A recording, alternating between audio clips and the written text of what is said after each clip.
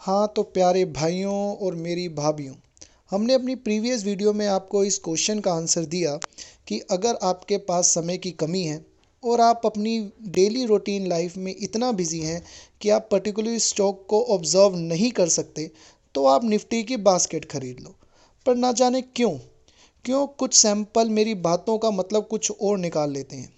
तुम में से बहुत सारे मोर ऐसे भी थे जिन्हें लगा कि मैं किसी म्यूचुअल फंड टाइप की बात कर रहा हूँ। नहीं यार, नहीं, बिल्कुल भी नहीं। चलो फिर आज म्यूचुअल फंड का सच के बारे में वार्तालाप कर ही लेते हैं।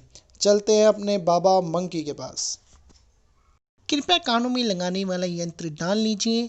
हम नहीं चाहते हैं कि आसपास के शख्स असुविधाजनक महसूस करें। धन्यवाद। Mutual funds. म्यूचुअल फंड्स होते क्या हैं और ये काम कैसे करते हैं? Mutual funds mutual means group of people and funds denotes to pooling of money. मतलब जहाँ पर लोगों का ग्रुप मिलकर किसी ग्रुप्स ऑफ शेयर में या फिर बॉन्ड्स में इन्वेस्ट करते हैं। आप कुछ इस तरह से समझो कि एक बेकर है जो बहुत से इंग्रेडिएंट मिलाकर केक बनाता है और वो केक आप सब में बांट देता है। म्यूचुअल फंड भी कुछ इसी तरह काम करते हैं। यहाँ बेकर प्रोफेशनल फंड्स मैनेजर है। यहाँ जो बड़ी मेहनत से एक एक स्टॉक मतलब इंग्रेडिएंट अलग अलग सेक्टर से उठाकर, कुछ आईटी सेक्टर से, कुछ ऑटो सेक्टर से, कुछ टेलीकॉम सेक्टर से, कुछ यहाँ से कुछ वहाँ से, और फिर बनाता है केक, मीन्स पोर्टफोलियो।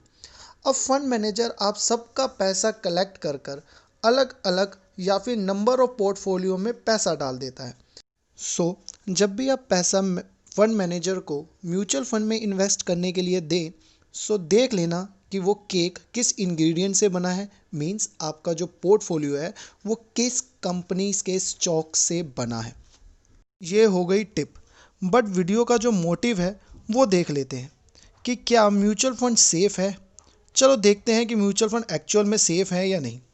ये बात ठीक है कि म्यूचुअल फंड में आप अपने पैसा एक्सपर्टीज़ को देते हैं जो चौबीसों घंटे स्टॉक मार्केट में डील करता है और देखता है कि आपका पैसा एक जगह पर इन्वेस्ट ना करके उसको नंबर ऑफ स्टॉक में डिफरेंट सेक्टर में लगाए ताकि उसका रिस्क बाइफरकेट हो जाए। तो म्यूचुअल फंड में आपका पैसा प्रोफेशनलिज्म से हैंडल होता है। पैसा रिस्क डाइवर्सिफिकेशन की स्ट्रेटजी से इन्वेस्ट किया जाता है। जब चाहो तब निकाल लो, मतलब ऑफर लिक्विडिटी होता है बट विद पेनल्टी। पैसा कहाँ लगा रहे हो, कितना लगा रहे हो, कैसे लगा रहे हो, जब चाहो तब देख लो। आपके पास प्योर ट्रांसपेरेंसी होती है।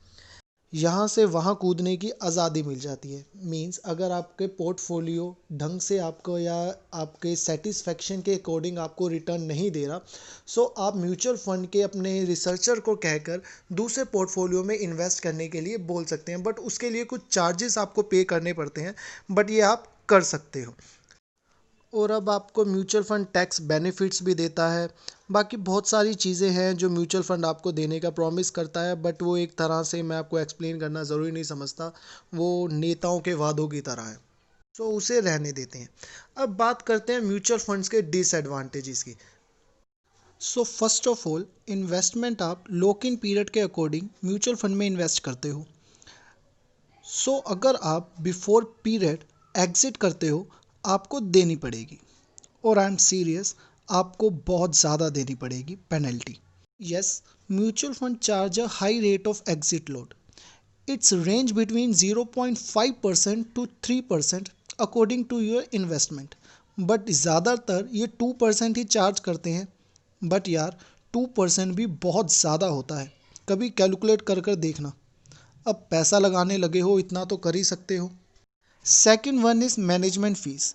ये तो 2 से 2.5% तक चार्ज करते हैं अकॉर्डिंग ऑन योर इन्वेस्टमेंट। और मैं फिर से बता रहा हूँ, ये परसेंटेज एक्चुअल में बहुत ही ज़्यादा है। This percentage on your investment, not on your profit. इसका मतलब सीधे शब्दों में ये है कि तुम्हें प्रॉफिट हो या लॉस हो, आपको मैनेजमेंट फ़ीस देनी ही पड़ेगी। बाकी ये सेबी की गाइडलाइंस जो है, मैं एक बार लिंक में डाल दूंगा, अगर टाइम मिले तो रीड आउट कर लेना। Okay, leave it. Third disadvantage is, अरे भाई ये तो सोने पे सुहागा है। Mutual fund investments are subject to market risks. Read all scheme related documents carefully. वो तो शुक्र है कि ये बात बहुत आराम से बोलने लगे हैं जब से सेबी ने इनको डांटा है, पहले तो ये ऐसे थे। Mutual fund investments are subject to market risks. Read all scheme-related documents carefully. Next is selection of financial portfolio by FM. Yes, I believe that selection of financial portfolio is not the easy task. Of course, research manager के लिए ये तो बहुत ही easy है select करना। वो इसलिए नहीं कि वो पढ़ा लिखा है या they has lots of experience in it, वो इसलिए बिकॉज वो आपका पैसा लगाता है, अपना नहीं।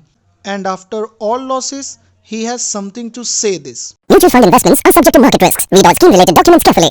in written with your signature on that document। इसके साथ हमारा ये वाला पॉइंट भी कवर हो जाता है कि डाइवर्सिफिकेशन ऑफ रिस्क जो मिथ था, it's like a leader promise. Okay, ये तो हो गया गूगल का किताबी ज्ञान जो बाकी चैनल्स पर भी मिल जाता है। अब थोड़ी सीरियस बातें हो जाएं जो एक एक्सपीरियंस होल्डर ही कह सकता है।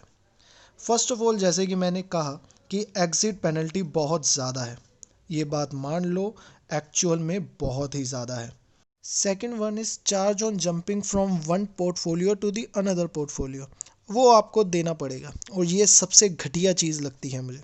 निफ्टी का फीस, आप सभी को पता है कोरोना ने जैसे मार्केट की मारी थी अप्रैल और मार्च के टाइम पीरियड में। अब सपोज़ करो आपकी मैच्योरिटी ऑफ म्यूचुअल फंड अप्रैल और मार्च के टाइम पीरियड में मैच्योर होती है, तो आपके पास सिर्फ दो ऑप्शन रह जाते हैं, या तो उस पैसे को निकाल लो या तो फिर मैच्योरिटी में वो पैसा फंसा दो। सो आपके तो लग जाएंगे। एंड लास्ट में सबसे घटिया डिसएडवांटेज जो मुझे लगता है वो ये है फंड मैनेजर्स की क्रीपिंग स्ट्रेटजीज। सपोज़ अपना अपना पैसा आपने एएमसी को दिया है, उसने हनी चूचा ड्रीम फैक्ट्री जैसी कंपनी में लगा दिया, इसलिए नहीं बिकॉज उन्होंने उसको स्टडी नहीं किया, बल्कि इसलिए उन्होंने इंटरनली कुछ करोड्स अपने अकाउंट में डाले होंगे। आखिरकार बेचारे हैं भी तो मैनेजर्स ही, तभी तो बैंक का पैसा इधर उधर जाता रहता है और आप लोग।